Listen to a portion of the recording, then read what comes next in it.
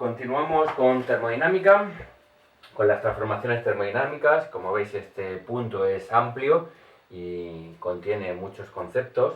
Ahora llegamos a lo que se conoce como diagrama de Clapeyron, ¿vale? Quiero explicaros en qué consiste un diagrama de Clapeyron porque, bueno, lo utilizaremos en los problemas de motores termodinámicos. Un diagrama de Clapeyron es algo muy simple. Este consiste en representar un eje cartesiano, donde en el eje de la Y ponemos la presión, probablemente en unidades de atmósferas, y en el eje de las Y, X, el volumen en litros, ¿vale? Entonces, dentro de este diagrama de Clapeyron vamos a representar las distintas transformaciones que están implícitas en un motor termodinámico, ¿vale? Como podéis imaginar, imaginaros un motor muy simple que consiste en una cavidad donde tenemos una cierta cantidad de gasolina con un pistón aquí y un tubo de escape, ¿vale?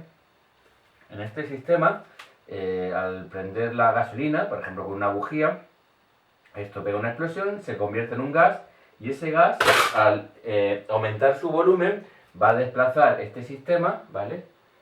Va a desplazarlo y, bueno, si aquí lo tenemos conectado a una especie de pistón, ¿vale? Esto va a desplazar este elemento hasta llegar a superar donde se encuentra el tubo de escape, ¿vale? Esto lo movería hasta aquí. Cuando llega hasta aquí, con este impulso, permite que el aire salga, es decir, lo que estamos haciendo es aumentar mucho el volumen, ¿vale?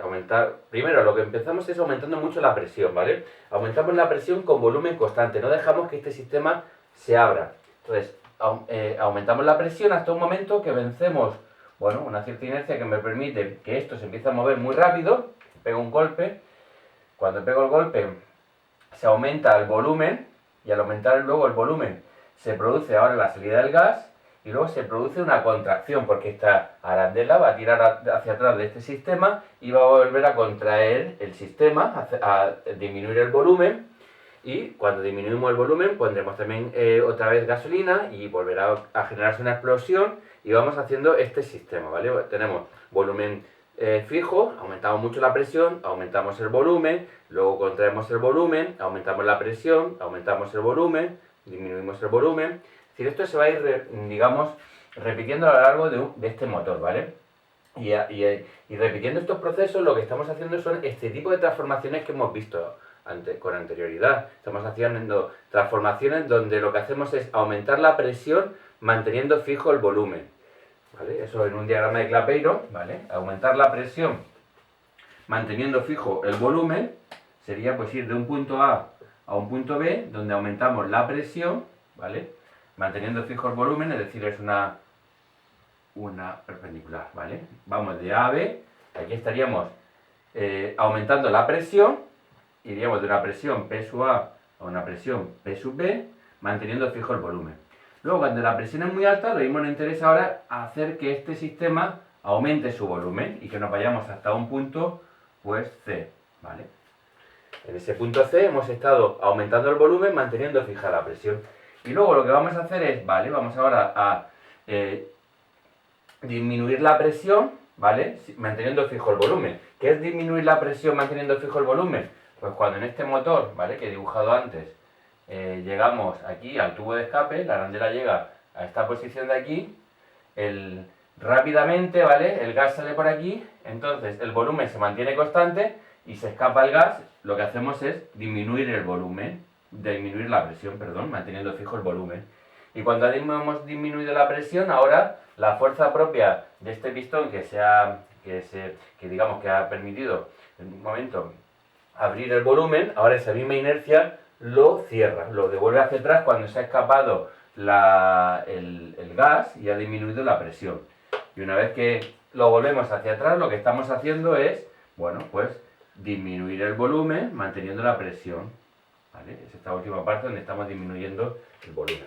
Bueno, esto sería un ejemplo, ¿vale? Pero lo que os vengo a decir aquí es que el diagrama de Clapeyron, lo que yo represento en él son las distintas transformaciones termodinámicas que vamos a tener. Por ejemplo, en este que he dibujado muy simple, lo que estoy diciendo es que este posible motor funcionaría de la siguiente forma. pues iríamos desde un punto A a un punto B manteniendo el volumen constante y aumentando la presión. Luego iríamos desde B hasta C manteniendo, bueno, pues la presión constante y aumentando el volumen. De C a D bajaríamos, digamos, disminuiríamos la presión manteniendo fija el volumen. Y luego de D a iríamos, digamos, contrayendo ese volumen. Entonces, ¿qué quiere decir este diagrama de Clapeyron o qué representa este diagrama de Clapeyron? Si os dais cuenta, aquí tengo el volumen y la presión. El volumen y la presión, yo sé también que el trabajo es la integral de P diferencial de V, ¿vale? Cuando hago la integral de algo, la integral de f de x diferencial de x, esta integral es un área, ¿vale? La integral de f diferencial de x es, si esto es la función f de x, ¿vale? La integral f de x, cuando yo defino entre dos puntos, ¿vale? Esto de aquí es lo que consigo cuando hago esta integral, es calcular este área. Y donde aquí estaría pintando en el eje de las y la f de x y en el eje de las x, pues la x, ¿vale? Entonces con esto os estoy diciendo que, bueno, aquí mi función de x es la presión y la variable, lo que es la x, es el volumen. Así que el trabajo termodinámico es el área que encierra la función presión en función del volumen. Entonces aquí tengo representado esto mismo, ¿vale? Lo que pasa es que justo en este caso tengo un ciclo, ¿vale? Vosotros también habéis visto en el instituto que si yo tengo una función f de x, esta es el área, y si tengo una función g de x, entre esos dos puntos, esta puede ser el área, ¿vale? La de g de x, y bueno, de vez en cuando habéis calculado este tipo de cosas. ¿Cuánto vale el área encerrada por la función f de x menos g de x? Esto me daría el área encerrada, diferencial de x, que sería justo lo que queda entre las dos funciones, esta parte de aquí. Pues algo parecido me dice el diagrama de Clapeyron. La superficie que queda encerrada, ¿vale? La superficie que queda encerrada dentro del diagrama de Clapeyron, ¿vale? Esto es, bueno, pues ese trabajo neto que yo puedo sacar de este circuito. Porque mirad, aquí tendría tres distintas situaciones. Mirad, cuando voy de A a B, voy con volumen constante. Entonces, si yo lo que tengo es una perpendicular, ¿qué área encierra una perpendicular en el eje de las X? Pues no encierra ninguna área, porque es simplemente una perpendicular.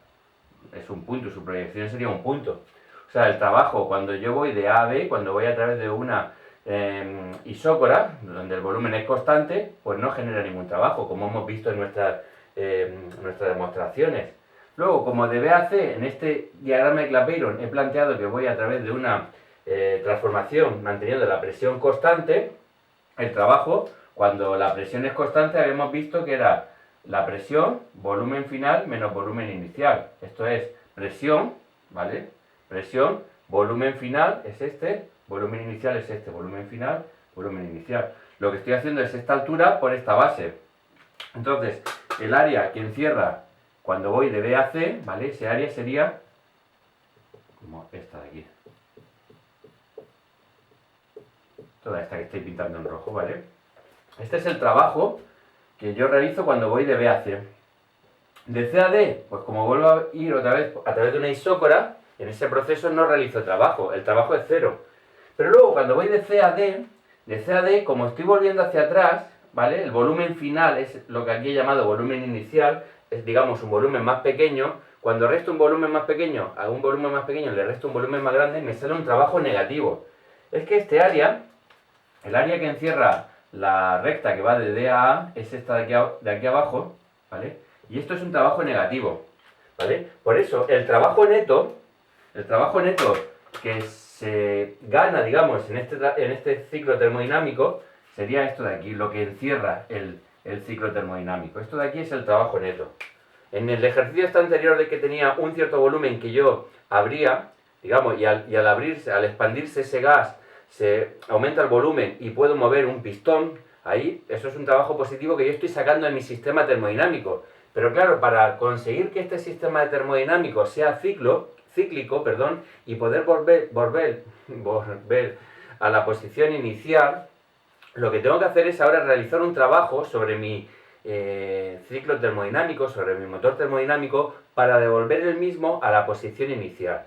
Y ese realizar un trabajo sobre el sistema termodinámico es un trabajo negativo, ¿vale? Recordad que cuando definimos un sistema termodinámico, yo hablaba que cuando le suministro calor al sistema, ese calor es positivo, que cuando hago un trabajo sobre el sistema, ese trabajo es negativo, cuando el sistema realiza un trabajo hacia el medio exterior, es lo que yo considero un trabajo positivo, y cuando el sistema libera calor al medio exterior, ese calor es negativo, ¿vale? Yo darle calor a un sistema, cuando yo introduzco un combustible en un motor termodinámico y le doy calor, este calor de aquí es positivo. Y cuando yo saco trabajo de un sistema termodinámico, este trabajo es positivo. Ya os digo, esto es simplemente una convención. Esta convención me lleva a que la primera ley de la termodinámica se escribe de la forma que el calor es igual al trabajo más la variación de energía interna. En algunos libros encontraréis que cuando yo realizo un trabajo sobre el sistema, ¿vale? Cuando yo devuelvo ese pistón a la posición inicial, ese realizar un trabajo sobre el sistema es lo que considera positivo esa definición, ¿vale? Si tú consideras ese trabajo como positivo, la primera ley de la termodinámica, y así aparece en libros, por ejemplo, como el Tipler, queda escrita de esta forma, que para cambiar la variación de energía interna de un sistema, es lo que viene a decir esta ecuación, la variación de energía interna de un sistema se puede producir o bien realizando un calor sobre el sistema o aportando un calor al sistema, o bien realizando un trabajo sobre el sistema. Esto simplemente es una convención a la hora de definir el criterio de signos y me determina, digamos, generando una u otra interpretación de la conservación de la energía, de la primera ley de la termodinámica. Pero ya os digo, yo no quiero ir en esa dirección. Lo que yo considero positivo es el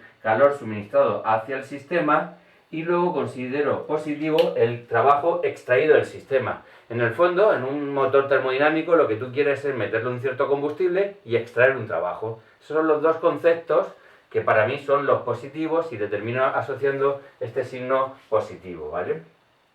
Pero vamos, aquí volviendo al diagrama de Clapeyron, ya os digo, en el diagrama de Clapeyron lo que uno hace es representar las distintas transformaciones termodinámicas que están presentes en un motor. Aquí he pintado unas como, bueno, simples, una transformación isócora y isóbaras, ¿vale? Pero bueno, podría ser que yo voy en un motor de un punto A a un punto B a través de una transformación determinada, una diabática. De B a C voy a través de una transformación isoterma, y luego de C a podría ir a través de una transformación a presión constante, una isóbara, ¿vale? Y podrían ser solo 3 transformaciones, que en este motor hay 3 procesos. Estoy yendo de A a B a través de una adiabática, de B a C a través de una isoterma, y de C a A través de una isóbara, ¿vale? En general es poner esta información dentro de este diagrama. También normalmente se le añade al diagrama de Clapeyron las temperaturas en cada punto. Se suele escribir aquí la temperatura de A es tanto en Kelvin, la temperatura de B es tantos Kelvin y la temperatura de C es tantos Kelvin, ¿vale? Lo que es del problema, ¿vale? Y ya os digo, la importancia también de los diagramas de Clapeyron es que el área encerrada por el ciclo termodinámico, aquí hay una dirección, este área encerrada, lo que queda en medio de todas esas curvas, es directamente el trabajo neto. Esto es el trabajo neto. Que el trabajo neto es la suma de los positivos menos los negativos. En este diagrama que he pintado aquí, A a B va a definir un trabajo positivo, de B a C también voy a tener un trabajo positivo. ¿Por qué son trabajos positivos? En el fondo porque realizo una expansión, porque el volumen final es mayor que el volumen inicial. Siempre que en mi motor termodinámico aumento el volumen de mi motor, ese aumentar el volumen me permite extraer un trabajo. Por eso ese extraer el trabajo es positivo. Mientras que cuando, por ejemplo, aquí voy de C a A, como estoy ahora contrayendo el volumen, contrayendo el eje de las X, esa contracción del volumen encerrado en mi motor termodinámico implica un trabajo negativo. Implica este área que queda fuera del recinto encerrado. Por eso al final este trabajo neto es la suma de estos dos trabajos positivos menos el trabajo negativo que uno tiene que invertir para devolver ese ciclo termodinámico a su posición inicial. Si un motor termodinámico simplemente es aumentar el volumen, bueno, pues eso es más parecido a una bomba que a un motor termodinámico, porque los motores termodinámicos tienen que volver al punto inicial. Una bomba, no me refiero a una bomba para extraer agua, sino una bomba militar, ¿vale? Que simplemente ahí hacemos algo y ¡pum!